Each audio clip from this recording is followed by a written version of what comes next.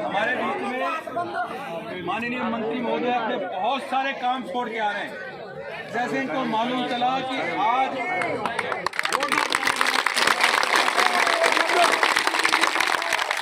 आपको निवेदन करना चाहूंगा कि पश्चिम बंगाल के गवर्नर जो मुख्यमंत्री से भी बड़े होते हैं, किससे बड़े होते हैं? राज्य का सबसे बड़ा, राजस्थान का सबसे बड़ा नेता कौन? मुख्यमंत्री। और गवर्नर जो होता है वो मुख्यमंत्री से भी बड़ा होता है। उस गवर्नर साहब के साथ साहब का दोपहर का खाना था। लेकिन जैसे इनको आपके बारे में मालूम चला, सारे काम छोड़कर, आप जानते हो मंत्री के पास कितने काम होते हैं, बहुत सारे काम होते हैं, वो सारे काम छोड़कर ये सिर्फ आप और आपके लिए आया है। तो एक बार जोरदार माननीय मंत्री महोदय आपसे निवेदन करना चाहूंगा, ये घुमंतु समाज के सर, ये घुमंतु समाज के लोग हैं। इसमें मिरासी भी हैं, इसमें मदारी भी हैं, इसमें गाड़े लुहार भी हैं, बंजारा भी हैं। और सुबह हम 10 बजे ये जितने लोग हैं, मिरासी भी है, सिंगी भी हैं, सारी घुमक्कड़ जातियों के लोग हैं। ये जितने लोग अब आपको नजर आ रहे हैं, ये 10 बजे आकर बैठ गए थे और 7 घंटे बाद अब जितनी संख्या आपको नजर आ रही है, इससे 3 गुना लोग यहाँ थे। पावटा के लोग तो लगभग जा चुके हैं। तो मेरे आपसे रिक्वेस्ट है सर, माननीय मंत्री महोदय, मेरी आपसे आदरणीय मंत्री महोदय, आप निश्चित रूप से एक संवेदनशील जनप्रतिनिधि हैं और हमारा सौभाग्य है कि हमें आप जैसा जनप्रतिनिधि मिला।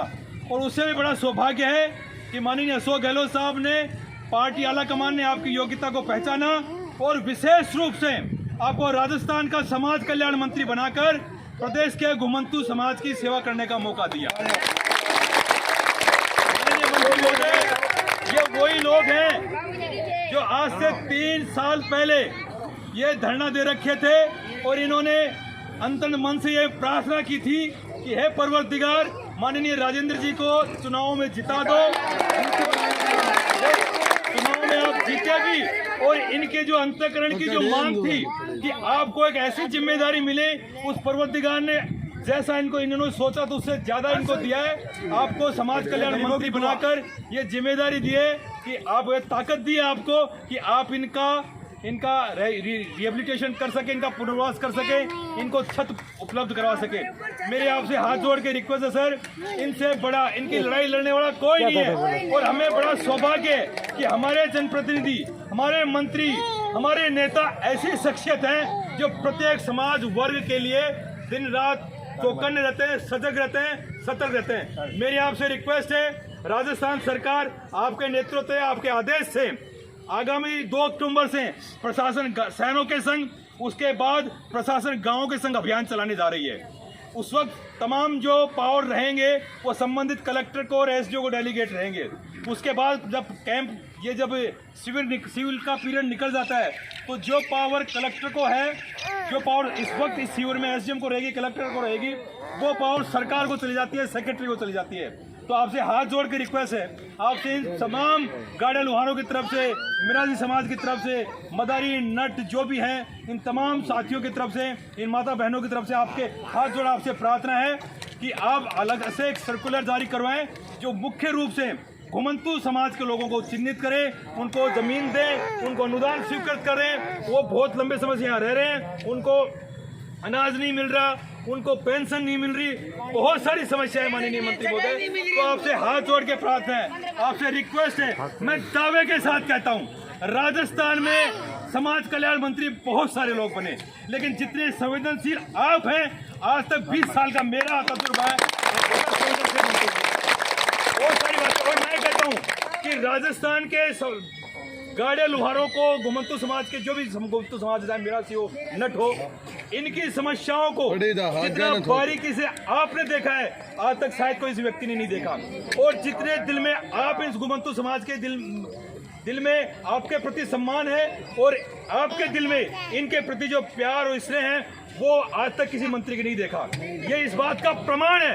आपके पास बहुत सारे काम थे, आप उन तमाम कामों को छोड़कर आप यहाँ आए हो, तो आपसे हाथ जोड़ के प्रार्थना है सरकार को अब से पहले, मैं कहता हूँ आपसे पहले बातें कर रहे थे कि साहब कितना क्या संघर्ष करना पड़ेगा।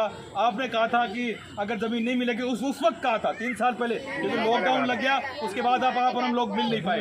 3 साल पहले हमने कहा था कि अगर सरकार हमारी बात नहीं सुनती है तो हमें धरना प्रदर्शन करना पड़ेगा, अनशन करना पड़ेगा, जो भी कुछ करना है हम करेंगे।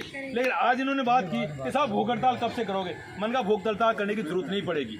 क्यों नहीं पड़ेगी? कि हमारे प्रदेश के समाज कल्याण मंत्री है, हमारे रहनुमा है। तो आपसे हाथ जोड़ के रिक्वेस्ट सर, इनको मुख्य रूप से तो जमीन का अलॉटमेंट हो, जमीन का अलॉटमेंट होने के बाद इनको जो भी सरकार की, चाहे वो इंदिरा आवास योजना है, चाहे वो और कोई योजना है, उसमें अनुदान स्वीकृत किया जाए। और एक विशेष रूप से एक प्रार्थना और करना चाहूँगा कि सरकार ने एक सर्कुलर जारी किया हुआ था कि घुमक्कड़ जाति का कोई भी परिवार होगा वो बिना किसी सर्वे के वो BPL में काउंट किया जाएगा, लेकिन उस आदेश की पालना नहीं है। ये तमाम घुमंतु जाति के लोग हैं, इनके पास राशन कार्ड भी है, लेकिन मैं दावे के साथ कहता हूँ 10% लोगों के पास भी BPL कार्ड नहीं है, तो उस आदेश की पालना नहीं हो रही। तो मेरे आपसे हाथ जोड़ के रिक्वेस्ट सर, ये तमाम जो लोग हैं ये पिछले 15-20 साल से यहाँ रह रहे हैं। यहाँ ऐसा कोई समाज, कोई व्यक्ति नहीं है जो पिछले 2-3 साल से रह रहा हो। मैं जानता हूँ 15 साल से, पावटा में जो 82 लोग हैं वो 17-18 साल से रह रहे हैं, गाड़िया लुहार हैं वो 20-22 साल से रह रहे हैं, और बंजारे हैं वो 20-22 साल से रह रहे हैं। तो आपसे हाथ जोड़ के रिक्वेस्ट सर, आप इनकी समस्याओं को सुने, क्योंकि आप इनके मार्गदर्शक हैं, इनके गार्जियन हैं, तो ये अपने अंतःकरण की कुछ बातें आपसे बताना चाह रहे हैं। तो आपसे हाथ जोड़ के प्रार्थना है, जो भी माता बहन अपनी बात कहना चाहे आदरणीय मंत्री महोदय को, वो शालीनता के साथ और छोटे शब्दों में कहें। वो सैनी बहन जी कहाँ हैं? बहन जी आप बोल।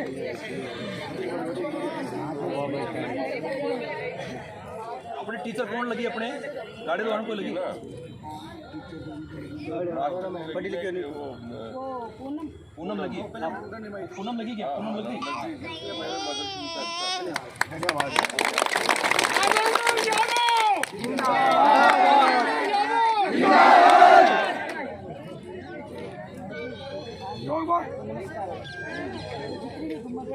सब गरीब जाते हैं।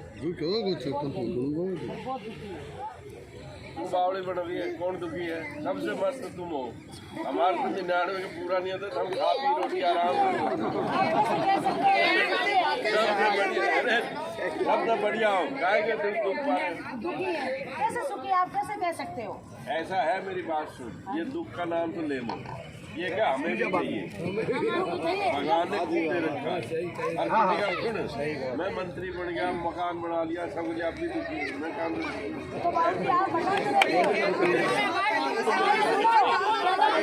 आगे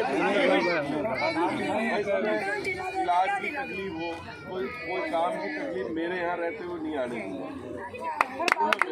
अब रह गया सवाल कि 1.5-2 साल सरकार में कोरोना में परेशान हो गई, ये हमने बड़ी पॉलिसी बनाई है सरकार ने।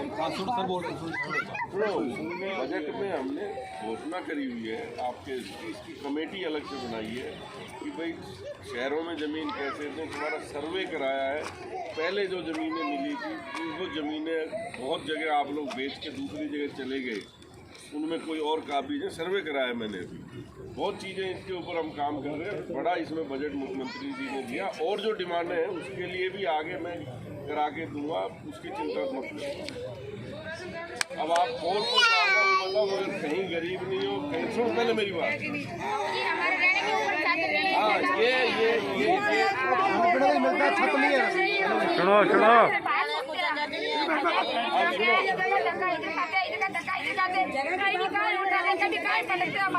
हमारे बच्चे के ऊपर बारिश आ जाती है तो हमारे ऊपर कोई छत नहीं है, तंबू रहते हैं तो फट जाता है, बारिश आती है तो भीग जाते हैं। अब आप इसके लिए अब बैठ जाओ, पॉलिसी बना रहे हैं, और जहाँ भी जगह मिलेगी आप दो चीज़ें समझ लो। हमने पहले भी ADM से सर्वे कराया था, काफ़ी जगह बस्तियों के पास कई जगह है तो गाँव वाले झगड़ा करते हैं। सुनो मेरी बात, खाली सबको बराबर देखना पड़ता है, सारी चीज़ें करनी पड़ती है। बहुत ज़्यादा कहीं हो तो मैं पूरा गांव बसा सकता हूँ, समझिए। और अब हमने 5-7 जगह उस समय ADM साहब से लगा के हमने लोकेट की, वहाँ गाँव वालों ने हमारा विरोध किया। और उसमें होता क्या था, वो विरोध के बाद वो चीज़ होती नहीं है, क्यों वो स्टे ले आएंगे सारा गाँव वाला कि भाई ये ज़मीन हमारी है, हमारे गांव के बेघर हैं उनको जो मेरे बाहर वाले को क्यों बसा रहे हो, ये सब लड़ाई रहती है। अब इसका हल निकालेंगे, बैठ के बड़ी योजना के साथ निकाल रहे हैं कि हम कहीं भी कुछ इंतजाम करें और काम की शुरुआत भी कोटपुतली से ही कराऊंगा।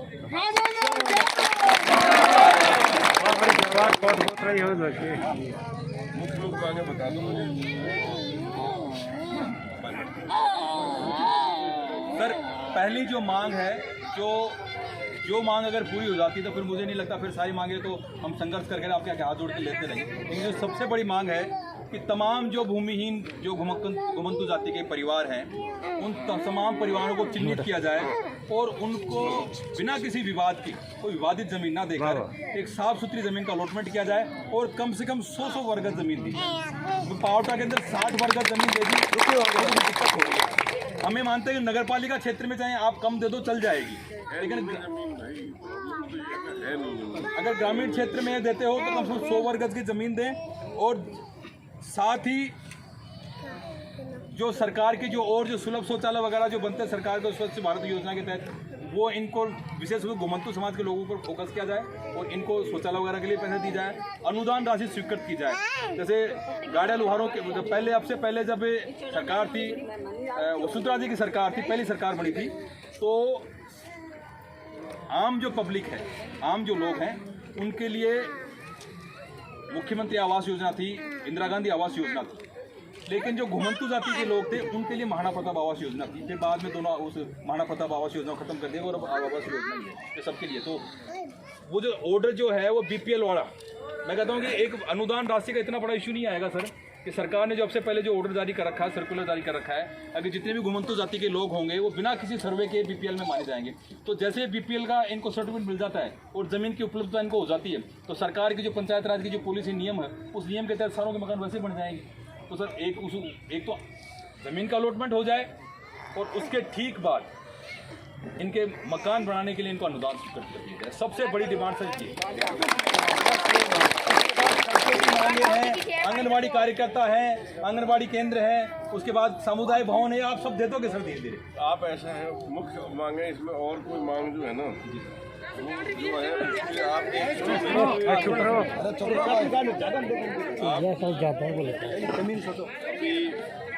जो हमारे कैंप जो चलेंगे 2 तारीख से कैंप चलेंगे, उससे पहले आप इनके 5 मुख्य आदमी दिया, आप आ जाओ, मैं डायरेक्टर के संग बैठा के, क्योंकि मैंने इसमें योजना तैयार कराई है, इसके लिए मुख्यमंत्री जी ने 100 करोड़ रुपये यहाँ बजट में भी हमने घोषणा कराई है। पिछली बार जब ये कोरोना के टाइम से पहले हम लोगों ने जो बजट तैयार कराया था समाज कल्याण का, उसमें हम लोगों ने रखा था, जैसे आप ध्यान करो, आपने यहाँ सिलिकोसिस की लड़ाई लड़ी था, उसकी पहली कैबिनेट मीटिंग में मैंने सिलिकोसिस की बात रखी कि भाई इसके ऊपर पॉलिसी बननी चाहिए, और वो पॉलिसी भी हमने बना के दी, हमने करके दिया, और खान विभाग और उद्योग विभाग से हटा के आज उसका टोटल काम हमारी सरकार मतलब गवर्नमेंट कर, मतलब विभाग कर रहा है, हमारा डिपार्टमेंट कर रहा है। और उसमें इतना हमने सरलीकरण कराया है कि सिर्फ डॉक्टर का एक्सरे और उस आदमी का नाम आ जाएगा और ये प्रूफ हो जाएगा कि इसके है, तो उसके डायरेक्ट खाते में 2 लाख रुपये डाल दें। मैं ये भी जानता हूँ उसमें चोरी भी है, मगर एक चीज़ मैंने तो डिपार्टमेंट में, मैं साहब गेहूं में पानी लगेगा तो मक्के में पानी लगेगा, तो 19-20 किसी ने फर्जीवाड़ा करेगा तो उसको जेल जाएगा।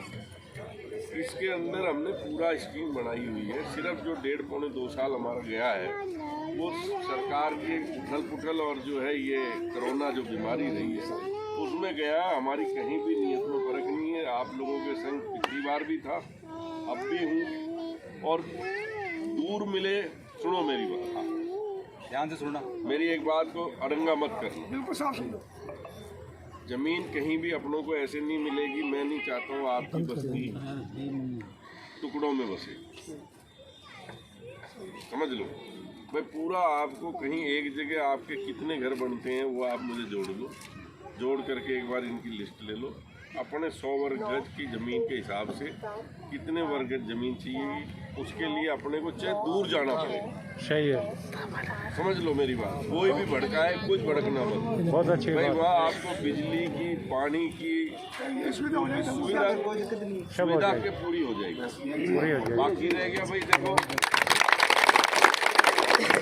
अब पिछली बार जब ये ज़मीन सेटल कर रहे थे, एडीएम को काफ़ी दबाव दिया था, तो उन्होंने कहा भाई इस गांव के पास 20 घर बसा दो, 20 घर के पास बसा दो, 20 वहाँ बसा दो, वो आप लोग नहीं रह पाओगे। बिल्कुल सही है। और उसके अंदर से आप लोग फिर क्या होगा कि कोई बेच के फिर कहीं चला जाएगा, फिर कोई कुछ करेगा, वो खराब हो जाएगा। तो आप एक तो इनको बता लो कितनी, समझ गए, इनकी कितने इसमें जगह चाहिए, वहाँ अपने इनका इंतजाम कोई भी देख के सवाई चक ढूंढ के, चाहे दूर हो, वहाँ इनको बिजली पहुँचा देंगे, वहाँ बोरिंग करा के पानी की सुविधा करा देंगे। बाकी जैसे ये बन जाते पशु पालो, कुछ करो, तो बीच में अच्छा उसका डिजाइन कर देंगे, तो बीच में भाई अपना ब्याह शादी करने की जगह छोड़ के अच्छा इसमें कोई कमी नहीं हुआ। नेतागिरी मुझे पसंद है। तुम आधे इधर भगो, आधे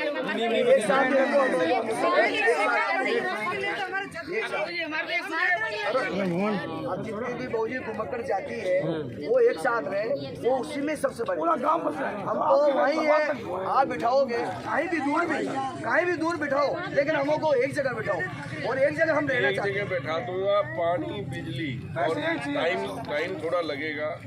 आंगनवाड़ी, फिर छोटा स्कूल, आपकी दवाई गोली का इंतजाम, वो धीरे धीरे सारा वहाँ करा दूंगा। राजेंद्र यादव जिंदाबाद, राजेंद्र यादव हम आशा लेकर आए आप कई सालों से। सुनो मेरी बात, 5 आदमी मंगलवार या बुधवार को, ज़्यादा लेट मत करना, मंगलवार को हम बड़े रियात हो रहे हैं। मंगलवार को जयपुर। कल तो यहाँ पंचायत समिति की मीटिंग और वो भी है, और मंगलवार को मैं डायरेक्टर को बुला लूँगा। आप में से इनमें से जो आपको ठीक लगे 5 आदमी उनको बुला लो। तहसीलदार से मैंने ज़मीन 3-4 जगह दिखवाई हुई है कि कहाँ मैं सेट कर सकूँ। ठीक है सर। और ये बीच में कोरोना की वजह से सब कचरा पचड़ी हुई है, तो वो काम ठीक हो जाएगा और वो बढ़िया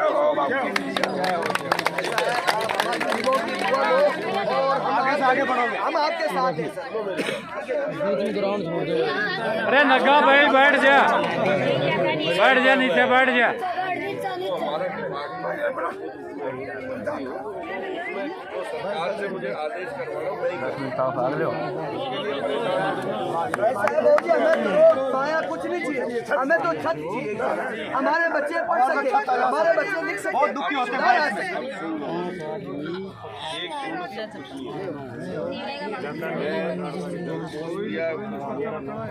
कुछ आपको कमा के पैसा देना पड़ेगा।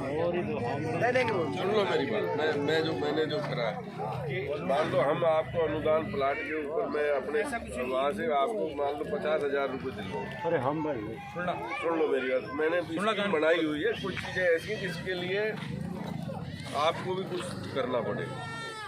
तो मान लो आपको 100 गज जमीन दी, 2 कमरे बने, 2 कमरे बनते हैं लाख रुपए में, मान लो प्रधानमंत्री योजना में आएगा, गांव स्थापित करना बहुत लंबा काम है। तो हम जैसे मान लो उसमें कहते हुए 25,000 तो अनुदान दे देंगे, वो लेंगे नहीं आपसे।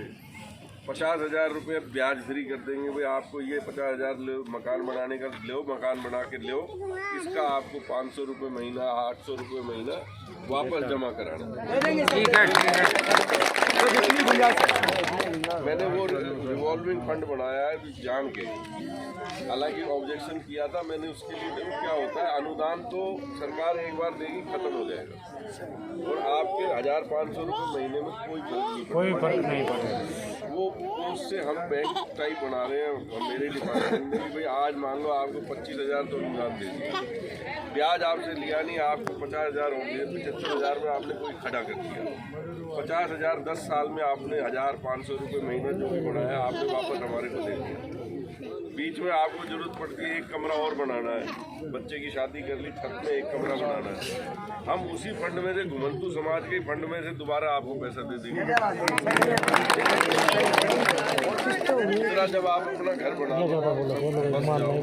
फिर आपको और ऐसी चीज काम करा के दे दूंगा जिसमें आपके घर में कुछ रोजगार आपको करवा दूँ। आपको आपके गांव में कोई काम करके मिल जाए, जो हम कोई चीज ऐसा करवा देंगे जिससे वहाँ आपको पैसा गांव में मिलने लगे।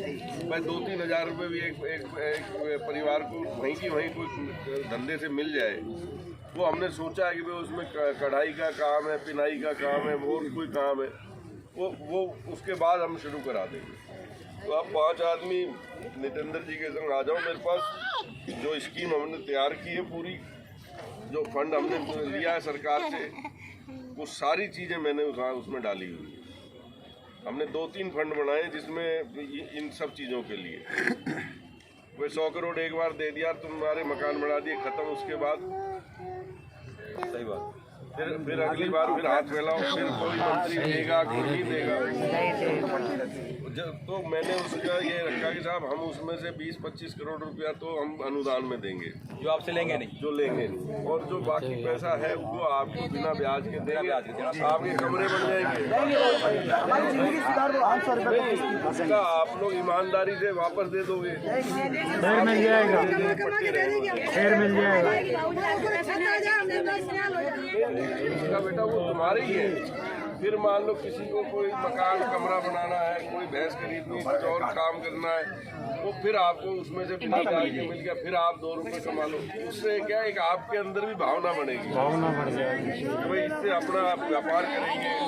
अभी मकान का कर्जा देना, दूसरे ऐप नहीं करोगे, दारू थप्पड़ नहीं पियोगे, पहले जगह का मैंने चिन्हित 2-3 जगह की हुई है। मुझे सिर्फ ये देखना है कि आपके नंबर कितने हैं, उनको मैं कैसे बसा सकता हूँ, समझ गए। और उसमें भी ऐसा गांव वालों का विरोध नहीं हो, साफ सुथरी भले ही दूर हो, किसी से लड़ाई नहीं करेंगे, भले ही उसमें मुझे 1-8 किलोमीटर सड़क बाद में डालनी पड़े, वो मैं बनवा दूंगा सड़क।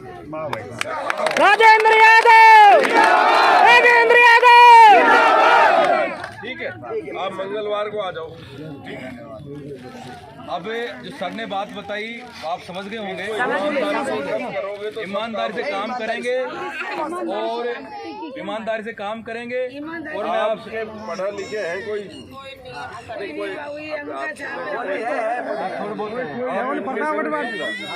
मेरे पिछले 2 साल का समाज कल्याण के जो आपके लिए जो हमने चीजें बना रहा हूँ, जो मुख्यमंत्री जी का मन है, जब मैंने कहा उन्हें साहब जाना चाहिए तो उन्होंने कहा 3 का करो यार, कुछ बनाओ। तो हमने 3-4 स्कीम बनाई और मुख्यमंत्री जी ने हमको कहा कि नहीं, इनको आप लागू करा दो। हम ईमानदारी से पूरे जो भी आप कर्जा दोगे हम हमारे ईमानदारी से आपको देंगे, और बाकी जो भी है आगे उसमें देखो, किसी को ऑटो रिक्शा चलाना है, ये इलेक्ट्रिक वाला रिक्शा लेना है, किसी को कुछ लेना है, वो मदद उसी फंड से हम करते रहेंगे।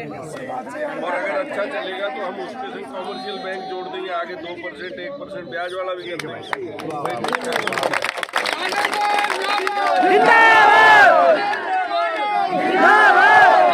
बैठ जाओ,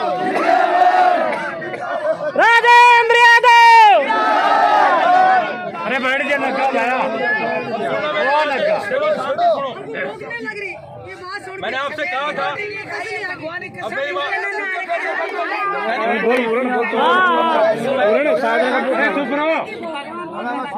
अब सुनो मेरी बात। आदरणीय मंत्री महोदय सारे काम छोड़ के आपके आए, आप सोच रहे थे कब आएंगे, आगे आपका पेटा भर दिया। अब आप ये ध्यान रखना कि जो भी सर बताएं उसको पूरी तरीके से उसकी पालना करना, किसी के बहकाव में मत आना, सर जैसा बताया वैसे करना, उस रास्ते पे चलना। और सर ने बता दिया कि सर मंगलवार को हम लोग पाँच छह समाज है अपने यहाँ, एक एक समाज से एक एक आदमी ले लेंगे, ठीक। वो सारे वहाँ चले जाएंगे और सर को वो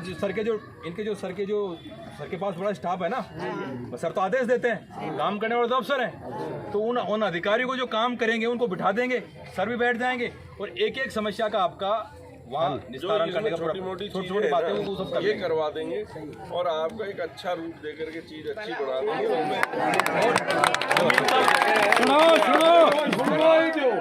बारात घर है, बारात घर बनवा के बैठने का आपका एक जो सबका सार्वजनिक सामुदायिक भवन या पंचायत भवन टाइप आप अपना बैठ के कोई ब्याह शादी फंक्शन मीटिंग करो, वो अच्छा भी और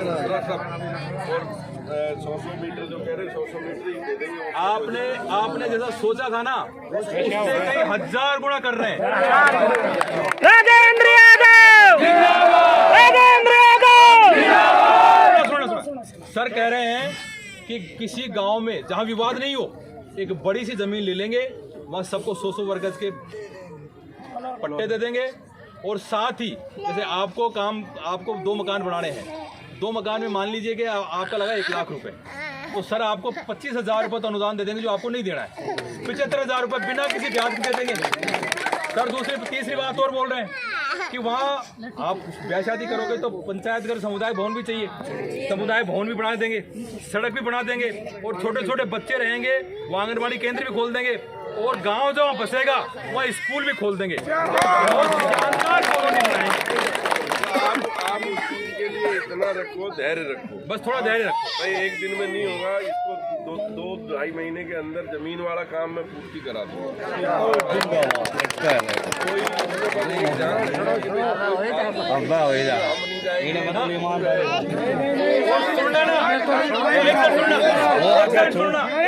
क्या बोल रहे हैं कि जब काम बढ़ता है, देखो राजनीति है देश में, राजनीति होगी,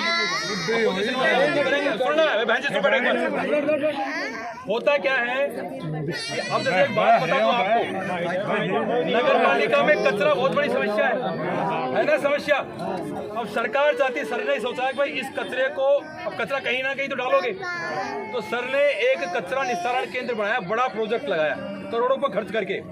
अब जो राजनीति करने वाले लोग हैं वो अब कचरा नहीं रहेगा, उस कचरे की बाकायदा छटनी होगी और वो बहुत सारी जो भी चीजें उसमें निकलेंगे निकाल के वहां को खत्म कर दिया जाएगा। लेकिन राजनीति करने वाले क्या कर रहे हैं, जहां पर वो प्लांट लग रहा है वो कचरे को खत्म करने का, तुम्हारे यहाँ का कचरा पड़ेगा, तुम्हारे यहाँ बीमारियां फैल जाएंगी, तो काम बिगाड़ने का काम करते हैं। कल आपके लिए कोई बड़ी कॉलोनी बसाएं तो कल क्या कहेंगे वो कि आपको तो गांव से कोटपुतली से दूर बसा रहे हैं, आपको तो पावटा से दूर बसा रहे हैं, फिर आप कमा कहाँ खाओगे, किसी के मुगालते में नहीं आना है। सुनो मेरी बात, बड़ी जगह मिलेगी नजदीक नहीं मिलेगी, जहाँ भी मिले रह जाओ, सुविधा हो जाएगी सारी, और काम धंधा दो आदमी, 2 टाइम का रोजगार का कोई ना कोई जुगाड़ बैठवा दूंगा। राजेंद्र यादव जिंदाबाद, जिंदाबाद। राजेंद्र जी आप संघर्ष करो, हम तुम्हारे साथ हैं। राजेंद्र जी आप संघर्ष करो, हम तुम्हारे साथ हैं। राजेंद्र जी आप संघर्ष करो, हमारे साथ हैं। अब आराम से गाड़ी जाएगा, आराम से हमारी यहाँ से लेकर आए, हमारे पीछे होगा, चलो।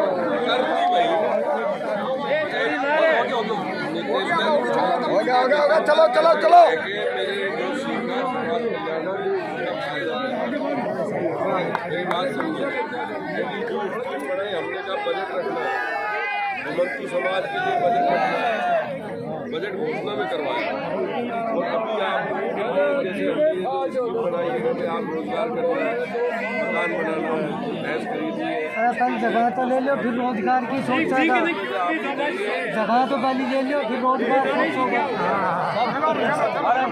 चलो ठीक है,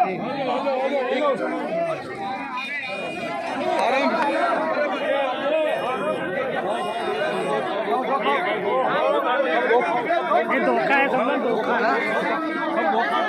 ये धोखा दो दर्द कहना सही करेगा ना, बाहर कड़क रही है।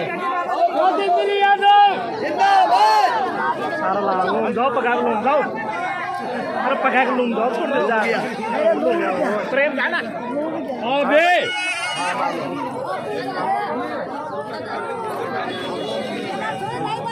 अरे क्या हो रहा है भीड़ कर रही हो अरे भीड़ मत करो